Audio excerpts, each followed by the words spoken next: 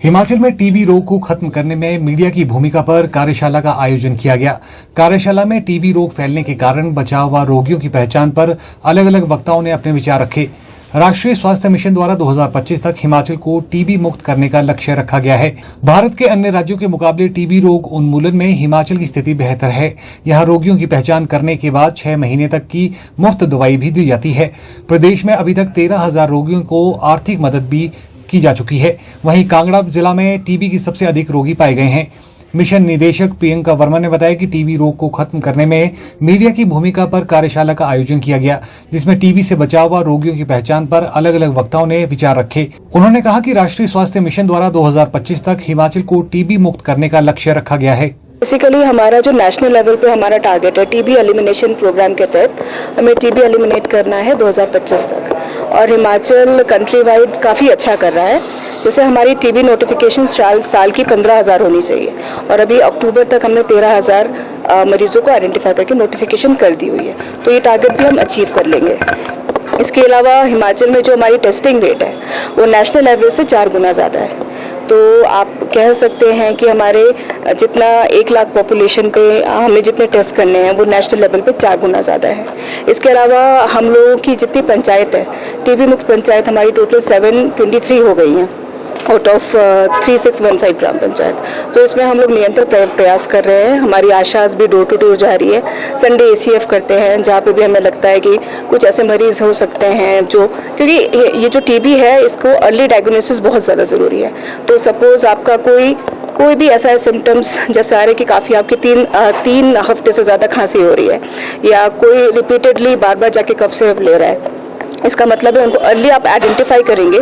जितने आप जल्दी अर्ली आइडेंटिफाई करेंगे उतनी जल्दी आप उपचार कर पाएंगे। उपचार करेंगे तो 6 महीने तक की जो हमारी दवाइयाँ हैं वो हम उनको मुफ्त देते हैं।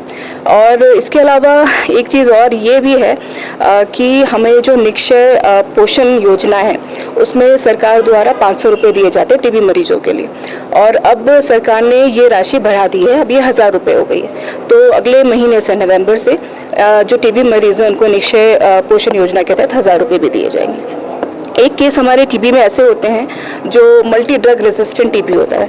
बेसिकली इसका प्रॉब्लम ये होता है या तो आपका जो पेशेंट है उसकी अर्ली डायग्नोसिस नहीं हो पाई है, और या उसको उपचार चल रहा था पर उसने कोर्स पूरा नहीं किया और इसकी वजह से उसका टीबी इसका ट्रीट नहीं हो पाया, और उसको फिर जो ड्रग्स का रेजिस्टेंट हो गया, वो मतलब काफ़ी दवाइयाँ लेता है फिर भी टीबी ठीक नहीं हो रहा है। तो इसके संदर्भ में जो 500 रुपये दिए जाते हैं निक्षय पोषण योजना, उसके अतिरिक्त हम उनको 1500 रुपये और देते हैं।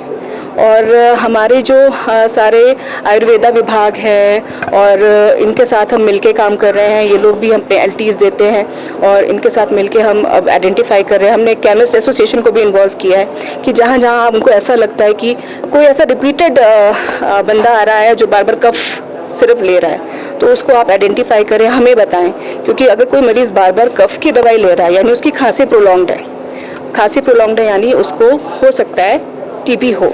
तो इसके तहत हम पूरी तरह से प्रयासरत हैं और हम पूरा विश्वास है कि टारगेट हम लोग अचीव कर लेंगे। ये आज का कार्यक्रम भी इसीलिए है कि सेंसिटाइजेशन बहुत ज़्यादा ज़रूरी है।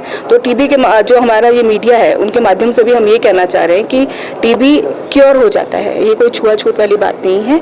टीबी के जो हमारे मरीज़ हैं उनको हमें जल्दी आइडेंटिफाई करें ताकि इनका उपचार हम करा सकें, और इसमें जो मीडिया का भी रोल काफ़ी रहेगा। हम चाह रहे हैं आपके माध्यम से हम ये लोगों तक मैसेज पहुँचाएँ कि जो हमें अपना ये टारगेट है जो अचीव करना है, अगर हम इस भ्रांति के साथ जिएंगे कि टीबी छुआछूत से होता है या टीबी मरीजों से दूर रहना, तो ऐसा तो फिर कभी भी हम अपने लक्ष्य को प्राप्त नहीं कर पाएंगे। तो इसमें ये है कि जहाँ पे भी ये क्योरेबल है, यहाँ पे आपकी जो दवाइयाँ हैं वो आपको मुफ्त मिल रही हैं। 6 महीने की दवाइयाँ हैं, उनको खाएंगे टीबी क्योर हो जाएगा। पर आपको जो चीज़ पे ध्यान देना है वो ये है कि डायग्नोसिस हो जाए।